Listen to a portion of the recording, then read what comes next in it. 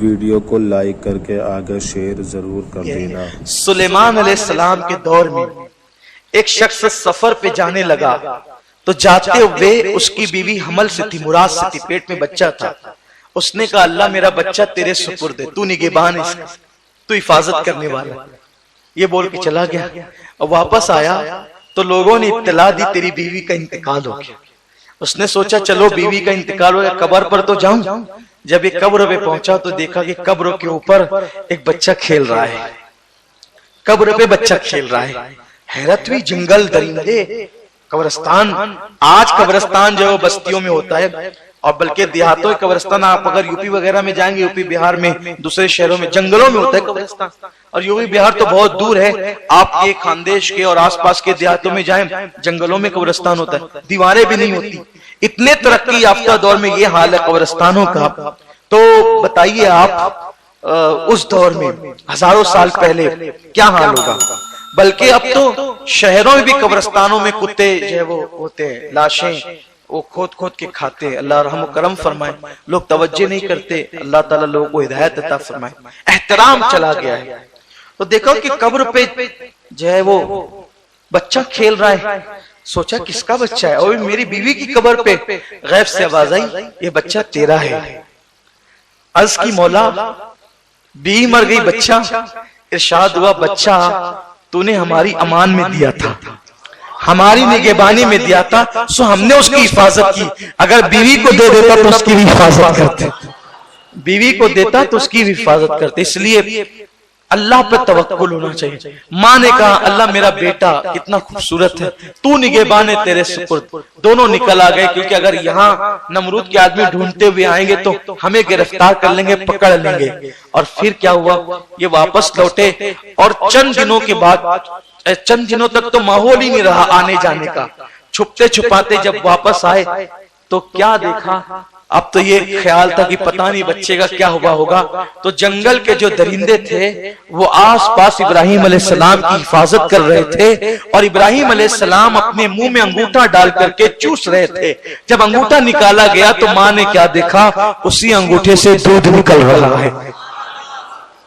جس کی انگلیوں سے پانی کے چشمے نکلنا ہے، اس کے صدقے میں اس کے دادا کے انگوٹھے سے اللہ نے دودھ جاری فرما دیا۔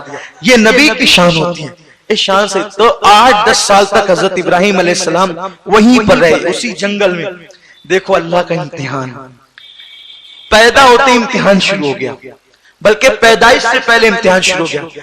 8-10 سال تک جنگل میں رہے، جنگل سے نہیں نکلے۔ نکل بھی کہہ سکتے تھے کہ نکلیں گے تو پتا چلے گا کہ یہ پابندی کے دنوں کا بچہ ہے تو قتل کر دے گا نمرود۔ 8-10 سال وہیں رہے، بعض لوگ کہتے ہیں 13 سال تک وہیں رہے، بعض لوگ کہتے ہیں نوجوان ہونے تک وہیں رہے۔ جب جوان ہو گئے تو آپ نے اپنی امی سے کہا امی اب چھپ چھپ کے ملنا کیسا، مجھے گھر لے چلو۔ کہا بیٹے وہ تجھے قتل کر دیں گا، نہیں مجھے گھر لے چلو۔ جب آپ کو گھر لایا گیا تو قوم نے دیکھا اتنا خوبصورت جوان، ابتدائی جوانی تھی، اتنا خوبصورت۔ اور چونکہ حضرت طارق کا سگا بھائی جو آزر تھا وہ بت بنا کر بیچتا تھا۔ حضرت ابراہیم علیہ السلام نے دیکھا کہ میرے گھر میں بت پرستی ہو رہی ہے، چچا ایسا کام کرتا ہے، بت بیچتا ہے۔ آپ نے اس کو سمجھایا پہلے، بے چچا یہ کام کے لوگ نہیں ہیں، اور نہ یہ نفع پہنچا سکتے ہیں نہ نقصان پہنچا سکتے ہیں، ان کے پاس کوئی فائدے کی بات نہیں۔ میرا اللہ ہے، شان والا ہے، زمین اور آسمان کا خالق و مالک ہے، اور نہیں مانا۔ تو آپ نے فرمایا کہ میں تیرے لیے مغفرت کی دعا کروں گا جب تک میرا اللہ مجھے منع نہ کرے۔ اور آپ نے پھر قوم سے پوچھا، جب قوم کے لوگ جمع ہو گئے میلے میں جانے کے لیے تو پوچھا کہ میرا رب کون ہے۔ یہاں لوگ بہت مغالطہ کھاتے ہیں، آپ نے پوچھا میرا رب کون ہے تو لوگ کہتے ہیں دیکھو ابراہیم کو معلوم نہیں تھا میرا رب کون ہے۔ کتنی پاگل لوگ ہیں، تقریریں کرنے سے پہلے کم سے کم قرآن بھی نہیں پڑھتے، اور قرآن پڑھتے ہیں تو سمجھتے نہیں۔ ارے نبی کو نہیں پتا ہوگا تو کس کو پتا ہوگا کہ رب کون ہے؟ کہا کون میرا رب ہے، میرا رب کون ہے؟ تو انہوں نے ستارے کو کہا یہ تیرا رب ہے۔ تارا ڈوب گیا، پھر چاند کی باری آئی، چاند ڈوب گیا، پھر سورج کی باری آئی تو کہا یہ رب اکبر ہے، بڑا خدا یہ، وہ بھی ڈوب گیا۔ تو آپ نے فرمایا کہ میں ڈوبنے والے کو خدا نہیں مانتا۔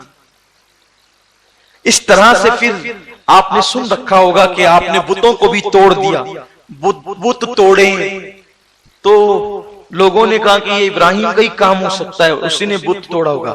تو آپ نے بت توڑتے وقت یہ کیا کہ سارے بت توڑ دیے اور بڑے بت کے کندھے پہ کڑاڑی رکھ دی، اور جب لوگوں نے پوچھا کہ یہ کیا ہے تو آپ نے کہا ان کا آپس میں جھگڑا ہوا ہوگا، اسی لیے اس نے قتل کیا ہے، دیکھو اس کے گردن پہ کڑاڑی ہے تو ہو سکتا ہے اسی نے توڑا ہوگا۔ تو ان لوگوں نے کہا یہ تھوڑی ایسا کر سکتا ہے۔ آپ نے کہا وہی تو میں بھی کہنا چاہتا ہوں کہ جب یہ نہ نفع کر سکتے ہیں نہ نقصان کر سکتے ہیں تو پھر ان کو پوچھ کر کے وقت کیوں برباد کرتے ہو؟ یہ کسی کام کے نہیں ہے، کوئی کام کے نہیں ہے، کیوں ان کی طرف اس وحدہ لا شریک کی طرف آؤ جس نے زندگی دی، موت دی، غذا دی، ساری چیزیں جس نے عطا کی۔ بہرحال ان کو نہ ماننا تھا وہ نہ مانے۔ اس کے بعد ابراہیم علیہ السلام کا مناظرہ نمرود کے ساتھ، وہ نمرود کے پاس پکڑ لے گئے۔ نمرود نے کہا کہ میں نے سنا ہے آپ ہمارے خداؤں کو نہیں مانتے اور مجھے بھی خدا نہیں مانتے، میں نہ تجھے مانتا ہوں نہ اس کو انہیں مانتا ہوں۔ کیوں؟ کہ اس لیے کہ میرے رب کی شان ہے وہ زندگی بھی دیتا ہے اور موت بھی دیتا ہے۔ اس نے کہا اچھا یہ کام تو میں بھی کر سکتا ہوں۔ دیکھو خدا بننے کا شوق تھا اور عقل کتنی سی تھی کہ یہ کام تو میں بھی کر سکتا ہوں۔ وہ کیسے؟ جس کے لیے سزائے موت کا حکم تھا اس کو چھوڑ دیا، اور ایک شخص جا رہا تھا اس کو پکڑ کے قتل کروا دیا۔ کہ دیکھا اس کے لیے موت تھی اس کو زندگی دی، اور اس کے لیے زندگی تھی اس کو موت دیا۔ آپ نے ہنس کر کہا اس کی عقل کتنی ہے۔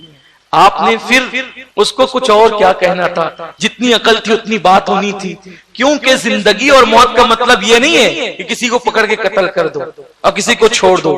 زندگی اور موت کا مطلب یہ ہے کہ روح نکالنا اور روح ڈالنا، روح نکالنا اور روح ڈالنا۔ لیکن قربان جائیں حضرت ابراہیم علیہ السلام تو یہ کہہ رہے ہیں کہ میرا رب زندگی بھی دیتا ہے اور موت بھی دیتا ہے، اور اللہ کے حکم سے اللہ نے حضرت عیسیٰ کو اور میرے غوث کو یہ شان عطا کی ہے کہ مردے کو ٹھوکر لگائیں تو مردے زندہ ہو جاتے، یہ شان والے ہیں۔ اللہ اکبر۔